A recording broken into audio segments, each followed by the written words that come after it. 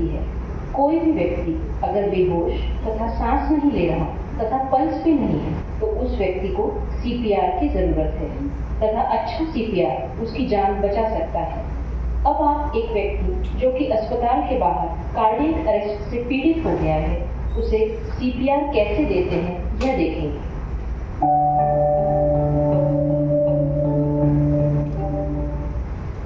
सबसे पहले मरीज का रिस्पॉन्स और सांस की जांच कीजिए। मरीज के कंधे छाती को दबाकर पुकारें, क्या आप ठीक हैं? इसी के साथ देखें कि क्या मरीज की सांस चल रही है। यदि मरीज प्रतिक्रिया नहीं दे रहा अथवा सांस ठीक से नहीं चल रही है तो इमरजेंसी रिस्पॉन्स सिस्टम तथा 108 को एक्टिवेट करें। उन्हें ऑटोमेटेड एक्सटर्नल डिफिब्रिलेटर यानी कि एईडी भी लाने के लिए कहें। इसके तुरंत बाद मरीज की कैरोटिड आर्टरी की पल्स चेक करें। पल्स चेक करने में कम से कम 5 सेकंड तथा ज़्यादा से ज़्यादा 10 सेकंड से अधिक समय ना लें।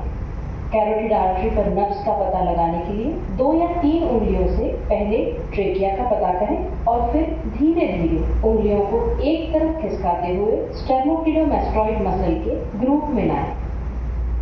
अगर कैरोटिड पल्स नहीं मिल रही है तो तुरंत सीपीआर शुरू करें। सीपीआर के 3 स्टेप्स C, A, B क्रम में करने हैं। C का मतलब चेस्ट कंप्रेशन, A यानी एयरवे और B यानी ब्रीदिंग। चेस्ट कंप्रेशन देने की जगह निश्चित कर लें। यह जगह 2 निप्पल को जोड़ने वाली लाइन पर स्टर्नम के ऊपरी 2/3 तथा निचले 1/3 हिस्से के पॉइंट पर होती है। चेस्ट कंप्रेशन देने के लिए खुद के हथेली का निचला हिस्सा यानी कि हील ऑफ द पाम का इस्तेमाल करते हैं और दूसरी हथेली इसके ऊपर रखी जाती है। कंप्रेशन करने हेतु अपनी भुजा को सीधा रखना होता है और कंप्रेशन के लिए खुद के शरीर के वजन से प्रेशर बनाया जाता है। सिर्फ कंधे हिलाने से पर्याप्त मात्रा में प्रेशर नहीं बनता। कंप्रेशन की डेप्थ हर बार कम से कम 5 सेंटीमीटर अथवा 2 इंच होनी चाहिए। कंप्रेशन करने के लिए जितना समय लगता है उतना ही समय चेस्ट रिकॉइल के लिए देना जरूरी है। कंप्रेशन की गति कम से कम 100 कंप्रेशन पर मिनट होनी चाहिए। कंप्रेशन से सर्कुलेशन मेंटेन होगा और साथ में रेस्पिरेशन के लिए एयरवे मेंटेन करते हुए रेस्क्यू ब्रीदिंग करना होगा। एयरवे मेंटेनेंस के लिए हेड टिल्ट, चिन लिफ्ट और जॉ थ्रस्ट मैनूवर का इस्तेमाल करते हैं। रेस्क्यू ब्रीदिंग या वेंटिलेशन देने के लिए नाक को दबाकर नोज पिंच करते हुए मुंह से सांस देनी है। हर 30 कंप्रेशन के बाद 2 रेस्क्यू ब्रीथ देना जरूरी है। एक ब्रीथ 1 सेकंड तक देनी है। ब्रीथ देते समय चेस्ट राइज होना चाहिए। सीपीआर में कंप्रेशन और रेस्क्यू ब्रीथ की गति बहुत ही अहम है, इसलिए हम 30:2 के अनुपात में कंप्रेशन और रेस्क्यू ब्रीथ देंगे। इसे एक साइकिल कहते हैं। ऐसी 5 साइकिल हमें 2 मिनट में पूरी करनी होती है। 2 मिनट के पश्चात आपको फिर से मरीज का रिस्पॉन्स, कैरोटिड आर्टरी पल्स और ब्रीदिंग चेक करना है। यह चेकिंग ज़्यादा से ज़्यादा 10 सेकंड में हो जानी चाहिए। यह प्रक्रिया मरीज के होश में आने तक तथा अन्य रेस्क्यूअर आने तक जारी रखना है।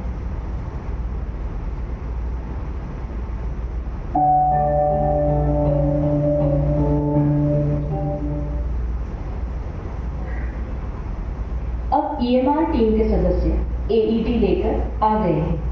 एईडी को मरीज के करीब रखें।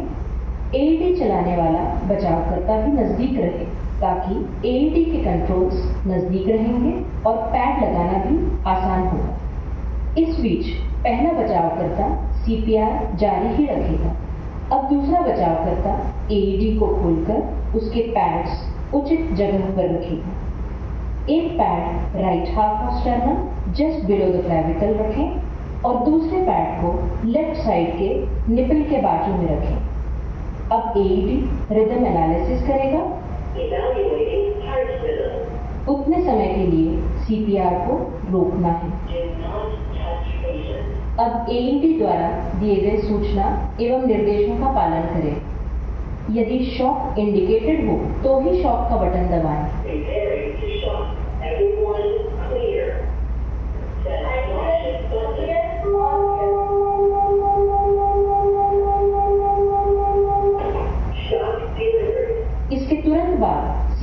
शुरू करें और 2 मिनट तक जारी रखें।